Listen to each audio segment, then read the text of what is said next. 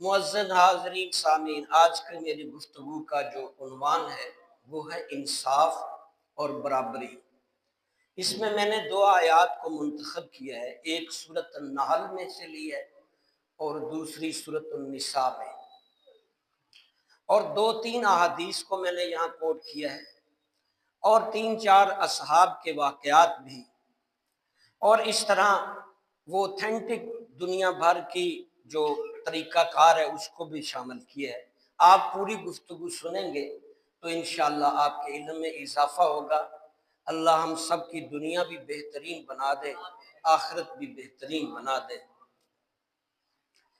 میں نے پہلے جو آیت پڑھی ہے ان اللہ یامر بالعدل والاحسان، یہ جب دوسری اذان کے بعد خطبہ ہم پڑھتے ہیں نا عربی میں، تو اس خطبے کا یہ آیت حصہ ہے۔ ہر جمعے کے خطبے میں، ہر مسجد میں یہ آیت سنائی جاتی ہے، جس کا مطلب ہے کہ بے شک اللہ تمہارا حکم کر رہا ہے کہ تم ہر سطح، ہر جگہ پہ انصاف کرنا اور احسان کرنا۔ یہ دو حکم یہاں میں اس پہ ابھی بحث کرتے ہیں، یہ ہر جمعے ہر مسجد میں۔ اور اگر حکومت پنجاب کہہ رہی ہے کہ 70,000 مساجد ہیں پنجاب میں، تو میرے خیال میں 70,000 اور بھی ہوں گی جو رجسٹرڈ نہیں ہیں، جو رجسٹرڈ ہیں ان کا تو ڈیٹا مل جاتا ہے۔ تو باقی مذاہب، باقی معاملات، یعنی ایک صوبے کی بات ہے لاکھ سے بالا تک، تو اس کا مطلب ہے ہر جمعے یہ ہزاروں مساجد میں خطبہ عربی جو دوسری اذان کے بعد پڑھا جاتا ہے، اس میں یہ آیت ضرور اس کا حصہ ہے۔ ان اللہ یامر بالعدل والاحسان، بے شک اللہ تمہیں حکم دیتا ہے کہ ہر سطح پہ، ہر جگہ پہ، ہر معاملے میں انصاف کرو اور احسان کرو۔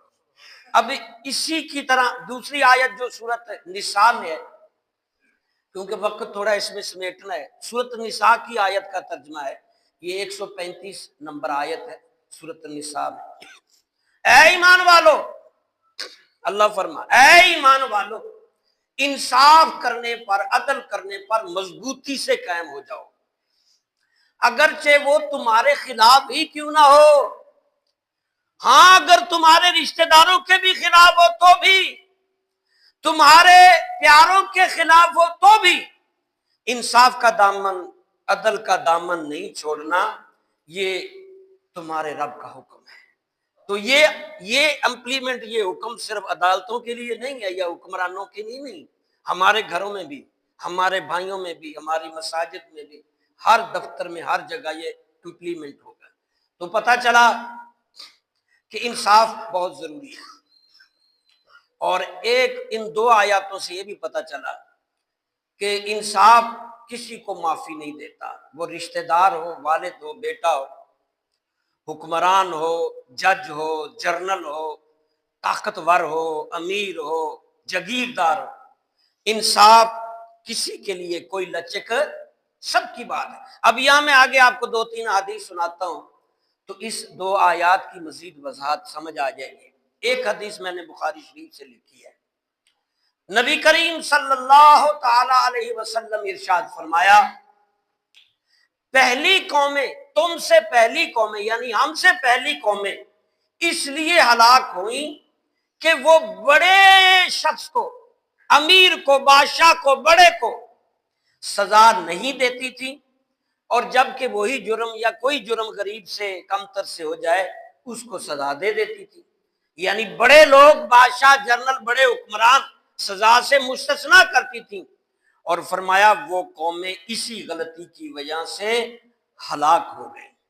یعنی یہ معمولی سی غلطی نہیں ہے کہ آپ مجھے استثناء کر دیں اور میں کہوں کہ میں کوئی بہت ہی بڑا معتبر ہوں اور آپ کو پکڑ کے سزا دے دیں، جبکہ وہی غلطی میرے سے ہو تو میں بھی، وہی صدر سے ہو، آرمی چیف سے ہو، کسی چیف جسٹس سے ہو۔ یعنی اس حدیث میں جو بخاری شریف کے اندر موجود ہے، ابو ہریرہ راوی کہ پہلے زمانے کی قومیں کچھ ہلاک ہوئی ہیں اس خرابی کی وجہ سے کہ اپنے جو ان کے بڑے ہوتے، قبیلے کے سردار یا بڑے ذمہ دار ہوتے، وہ غلطیاں جتنی مرضی کرتے جاتے، کسی غلطی پر ان کو پکڑتے نہیں، باقیوں کو غلطیوں پر سزا دی جاتی۔ اس ناانصافی کہ بڑے لوگ سزا سے بری، ان کو کچھ نہیں کہنا، جو مرضی کریں وہ حلال، اور چھوٹے لوگ چھوٹی چھوٹی غلطیوں پر سزا. یہ برتاؤ جو پہلی قوموں میں تھا، نبی علیہ السلام نے فرمایا اس برتاؤ کی وجہ سے وہ قومیں ہلاک اور برباد ہو گئی. یہ معمولی سی بات نہیں ہے آپ حق تلفی کریں. ایک باپ اپنے بیٹے کے حق میں زیادہ کر رہا ہے، دوسرے کو بالکل نہیں دے رہا. بتاؤ جس کو نہیں دے رہا اس کا کیا حال ہوگا؟ ہاں جی، کوئی چیز بانٹ رہا ہے، ایک کو زیادہ دے دے، حساب کہیں. اور اسی طرح ایک اور حدیث بھی سن لیتے ہیں. یہ حضرت رسول کریم صلی اللہ علیہ وسلم کے مدینی زندگی کی بات ہے. کسی امیر عورت نے چوری کر لی اور وہ پکڑی بھی گئی. اب حضور نے قانون نافذ ہو چکا تھا، اسلامک اسٹیٹ بن چکی تھی. فرمایا اس کے ہاتھ کاٹ دو، ایک ہاتھ کاٹ دو. دوسری دفعہ چوری کرے تو پھر وہ ٹانگ، جو اسلامی طریقہ ہے قصاص کا. اب وہ کیونکہ با اثر خاتون تھی، بڑے قبیلے، بڑے امیر قبیلے کے گھرانے کی عورت تھی، تو سفارشی کچھ بن کر آئے، اللہ کے نبی سے چھوڑ دو، معاف کر دو، کوئی اور سزا دے دو، ہاتھ نہ کاٹو. تو نبی صلی اللہ علیہ وسلم جلال میں آئے اور کھڑے ہو گئے. فرمایا قسم ہے مجھے پیدا کرنے والے کی، اگر محمد کی بیٹی فاطمہ بھی چوری کرتی تو محمد اس کے ہاتھ کاٹتا. یہ سزا اسے بھی، یہ ہوتا ہے فیصلہ کہ اگر بیٹی بھی بیٹا بھی جرم کرے تو باپ سزا دے. اور ہمارے تاریخ پاکستان کی تو بہت بدترین تاریخ، بلکہ بر صغیر کی. میں پچھلے دنوں ایک بک لکھ رہا ہوں بر صغیر پہ، تو میں نے گہرائی میں اسٹڈی کی، کیونکہ ایک کتاب لکھنے کے لیے کچھ 40-50 کتابوں کا اسٹڈی مطالعہ کرنا پڑتا ہے، اور بریک بنینی سے اس کے وہ تولنا بھی پڑتا ہے کہ یہ بات صحیح ہے یا غلط ہے، کس مورخ کی ہے اور اس کا وزن کئی ہے. یہ بہت مشکل کام ہے، جس کا کام اسی کو پتہ ہے. تو میں نے دیکھا کہ اس بر صغیر ہندوستان اور پاکستان کے جو معاملات ہیں یہ جانوروں والے. انسان کم ہے، جس کا زور چلتا ہے ہڑپ کر لیتا ہے، جس کا دور لگتا ہے کھا پی. یہاں قانون نہیں چلتا. اور یہاں آگے بڑھتا ہوں، حضرت عمر فاروق رضی اللہ وقت کے خلیفہ ہیں، ان کے خلاف عدالت میں کیس جاتا ہے، عدالت طلب کر لیتی ہے. مجرم بھی عام وہی کھڑا ہے، وقت کا خلیفہ بھی اس کے ساتھ کھڑا ہے، کرسی نہیں دی، اسی وقت طلبی ہوئی اسی وقت حاضر. یہ استثناء میں لے رہے ہیں، یہ فرشتے بنے. استثناء تو صرف اسرائیل نے لیا تھا، وہ جو ابلیس جسے شیطان کہتے ہیں، اس نے مانگا تھا اللہ مجھے قیامت تک کھلا چھوڑ، جو میں مرضی کروں. مارنا تو ہے ہی، دوزخ میں جاڑنا تو ہے، چل تب تک موج تو کر لوں، تیرے بندے خراب خروب کر لوں. تو قرآن میں آتا ہے کہ اسے استثناء اللہ نے دیا، وہ جو مرضی کر رہا ہے. مومن بندہ استثناء نہیں. بھائی میرا مواخذہ نہیں ہوگا، مجھ سے کوئی پوچھنے والا نہیں ہوگا، مجھے کسی کا خوف نہیں ہوگا، تو میں تو جو چاہوں گا کروں گا. مجھے چیک بیلنس چاہیے. اللہ کا خوف غالب کرنے کے علاوہ کوئی نہ کوئی مجھ سے پوچھ گچھ کرنے والے ہوں. ہر بندے کے اوپر کوئی چیک بیلنس. جب آپ کے ذہن میں ہوگا کہ مجھے جو مرضی کروں مجھے کوئی کچھ نہیں کہے گا، تو آپ تو پھر درندے ہیں، پھر شیطان ہیں، آپ پھر انسان تو نہیں ہے. آپ کا یہ مائنڈ سیٹ بنے کہ میں جو چاہوں کروں مجھے کوئی نہ پوچھے. بھائی کس ملک کے اندر یہ قانون ہے کہ جو چاہو کرو نہ پوچھو؟ دنیا کے 350 ممالک ہیں، بتاؤ کس ملک کے اندر یہ قانون نافذ ہے کہ اس کے صدر کو استثناء ہے، اس کے آرمی کو، اس کے وزیر اعظم، کس ملک یا اس کے بڑے کو؟ یہ اسلام کے نام سے ملک. میں تو بہت پریشان ہوں، میرا ڈپریشن پچھلے کئی سالوں سے بڑھتا جا رہا ہے. وہ مجھے حضور کی حدیث یاد آ جاتی، قرب قیامت میں یہ حال ہو جائے گا فتنوں کا کہ کوئی لوگ قبر کے پاس گزرتے ہوئے کہیں گے کاش یہ قبر مجھے جگہ دے دے تو میں یہاں دفن ہو جاؤں. سب کچھ. جب ایک زیرک آدمی، باشعور آدمی، اہل علم آدمی، اس کے سامنے سب کچھ غلط ہو رہا ہو، وہ کتنی ٹینشن میں ہوگا، کر بھی کچھ نہ سکتا ہو. اور اگر وہ بولے بھی تو سزا. 65,000 علماء جیل میں. رات 1:30 بجے مجھے فون آ رہا ہے میری ایک سابقہ عالم بچی کا، اسٹوڈنٹ کا، کہ میرے والد صاحب کو ابھی پولیس لے گئی ہے جی، اس کا تحریک لبیک سے تعلق ہے. اور بھائی کچھ بھی نام ہے بلا وجہ، حالانکہ انصاف نہیں ہو رہا. صرف مذہبی جماعت پر پابندی ہوگی جو کہنا نہیں مانے گی، اس پہ پابندی نہیں ہوگی، جو چاہے لڑکیاں نچائے، جو مرضی کرے، گناہ کرے، اس سے نہیں پوچھا جائے گا۔ جو اللہ رسول کی بات ہے، کیونکہ عالمی تھا، آپ کو پتہ ہے پچھلے دنوں سے ہمارے سرکار شاہ صاحب عاصم منیر صاحب کی بڑی تعریف ہو رہی ہے چاچا ٹرمپ سے، شاباش مل رہی ہے اسے، جیسے وہ ڈھال رہا ہے وہ ڈھلتا جا رہا ہے۔ اللہ غنی، مجھے علامہ اقبال کا شعر آ گیا بھی کچھ دن پہلے، علامہ اقبال کی گزری ہے 9 جو نومبر کی تاریخ ہے، جلال بادشاہی ہو کے جمہوری تماشا ہو، جلال بادشاہی، محمد بن سلیمان ورگی، جلال بادشاہی ہو، جلال ماشاء اللہ کا دور، جلال بادشاہی ہو کہ جمہوری تماشا ہو، جدا ہو دین سیاست سے تو رہ جاتی ہے چنگیزی، جدا ہو دین سیاست سے تو رہ جاتی ہے چنگیزی۔ اب کس کی سیاست دین کے ساتھ جڑی ہوئی ہے؟ جس کی جڑی ہوئی ہے وہ فارغ، ان کو سیٹیں بھی نہیں لینے دیں گے، پتہ نہیں کہاں سے سیٹیں میں۔ تو باہر کیف اب ویسے بھی سپیکر بند ہونے لگے۔ کل مجھے ایک آفیسر ہمارے ہے سی صاحب بتا رہے تھے کہ آئندہ چند ماہ یا چند مہینوں میں سپیکر صرف اذان کے لیے استعمال ہوں گے، اور وہ بھی کوشش کریں گے اذان پڑھنے والی کو بیٹری ادھر رکھ دیں، ریکارڈنگ، مؤذن کی بھی ضرورت نہ رہے، میں صفائی والا بھی ادھر رکھ دے کوئی مشین کہ صفائی بھی کر دے، صفحے صبح بھی بچھا دے، بل بل بھی تار دے، کچھ بھی نہیں، فتنہ قرب قیامت۔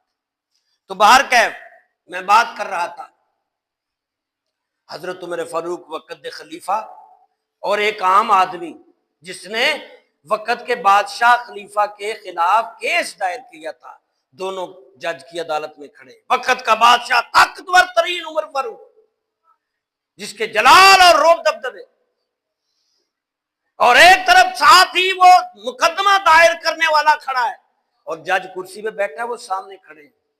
دونوں کی دلیلیں سننے کے بعد جب جج فیصلہ دیتا ہے میرٹ پہ، تو حضرت عمر فاروق آگے بڑھ کے جج صاحب کو شاباش دیتے ہیں۔ جج صاحب اور کہتے ہیں اگر تو انصاف میں مبنی فیصلہ نہ ہوتا تو شاید آج عمر کچھ اور فیصلہ کرتا، پھر کوڑا بھی نکال کے، وہ تھے ہمارے بڑے۔ اب دوسری طرف آ جو حضرت علی رضی اللہ کتنی بڑی شخصیت ہے، ایک یہودی نے کیس کر دیا عدالت میں، اور اس وقت حضرت علی وقت کے خلیفہ تھے، حضرت علی کو پیش کیا گیا، جج کے سامنے وقت کے بادشاہ اور امیر المومنین کھڑے، اور حضرت علی کے پاس زرہ کا وہ کیس تھا، زرہ کا قیمتی زرہ جو پہننے والے، بلٹ پروف جیکٹ آج کل کہتے ہیں اس کو۔ حضرت علی سے دلائل ثبوت مانگا گیا، کہا میرا بیٹا حسن تھا ادھر یا حسین، کہا بیٹے کی گواہی باپ کے لیے نہیں چلتی، سن رہے ہو نا میری باتیں، بیٹے کی گواہی باپ کے لیے، اور گواہی لاؤ۔ کہا جی اور تو میرے پاس کوئی ثبوت نہیں۔ کہا پھر عدالت یہاں تک پہنچی ہے، امیر المومنین وقت کے بادشاہ کو زرہ غصب کرنے کے جرم میں سزا دیتی ہے، اور یہودی کھڑا ہو گیا، کہتا میں نے معاف کیا، اپنا کیس واپس لیا، اور وہ اس عدالتی نظام کو دیکھتے اس نے کہا کمال ہے جج، آج مجھے کلمہ پڑھنے میں کوئی چیز رکاوٹ نہیں، میں کہتا ہوں اشہد ان لا الہ الا اللہ واشہد ان محمد رسول اللہ۔ یہودی مسلمان ہو گیا بیسٹ فیصلے کی وجہ سے، رائٹ فیصلے کی وجہ سے یہودی مسلمان ہو گیا۔ یاد رکھو فیصلوں اور عدلیہ نظام اور برابری کا نظام جس ملک میں رائج نہ ہو وہ ملک نہیں رہتا، وہ ریاستیں نہیں رہتی۔ میں نے یہاں ایک ریسرچ میں نے لکھا تھا پچھلے دنوں، اسلامی ریاست کے 3 ستون ہیں، نمبر 1 توحید، نمبر 2 رسالت، نمبر 3 عدل و انصاف۔ اب توحید کا بھی پتہ ہے، رسالت کا بھی پتہ ہے، اس سے بھی آ رہی ہیں اکثر لوگ، اور انصاف واہ بھائی واہ، جس کے پاس مال ہے اس کے بارے نیارے۔ آپ نے وہ ایک کہاوت نہیں سنی ہوئی، جج صاحب نے کو 20 سال بعد رہائی دی تو مزدور کو یا اس کمزور شہری کو کہتا ہے تم کیا خوش ہو؟ اس نے کہا نہیں، میں تو وہ یاد کرتا ہوں پولیس والا جس نے مجھے کہا تھا 5000 دے دے ابھی چھٹ جا، تو نے تو 20 سال مجھے رگڑا ہے۔ یعنی اب یہ جو پیسے والا ہے اسے کوئی ٹینشن نہیں، وہ امریکہ ہو کوئی بھی ہو، 10-15 قتل کرو، مال دو، زبردستی اغوا کر کے۔ ابھی پچھلے دن امریکی جاسوس نے ادھر لاہور میں بندے مارے تھے، ان کے رشتہ داروں کو رات کو آرمی نے کڈنیپ کر کے زبردستی صلح کروائی، جتنے بھی پیسے لیے ان کو پتہ نہیں کیا دیا وہ پتہ ہی نہیں آج تک کہاں ہے۔ پہلوان طاقتور کے لیے کوئی پانی نہیں رکھتا قانون، مالدار کے لیے کوئی مانے۔ ابھی چند مہینے پہلے بھاول نگر میں ایک عام سا سپاہی، بٹ مین جسے کہہ لیں، فوجی سپاہی، اس کے گھر پولیس چھاپا مارا، کوئی جرم کیا ہوگا اس کے بھائی نے یا کوئی مسئلہ ہوگا، کچھ نہیں پوچھا۔ اس نے اپنے بریگیڈیئر سے رو کر کہا میرے گھر میں پولیس گھس گئی، میری ماں ننگی کر دی، میری پناہ۔ ایک ڈالا آرمی کا گیا اور 2 تھانے کے SHO میں مار مار کے معافی منگوائی، نہیں پوچھا کہ انہیں کس قانون کے تحت۔ کوئی نہیں یہاں جس کی لاٹھی اس کی بھینس، جس کی لاٹھی اس کی، جو لاٹھی اٹھا لے گا بھینس آگے لگ جائے گی۔ یہ سٹیٹ اب مشکل میں ہے، میں آگے کچھ نہیں کہنا چاہتا، یہ سٹیٹ مشکلات میں ہے۔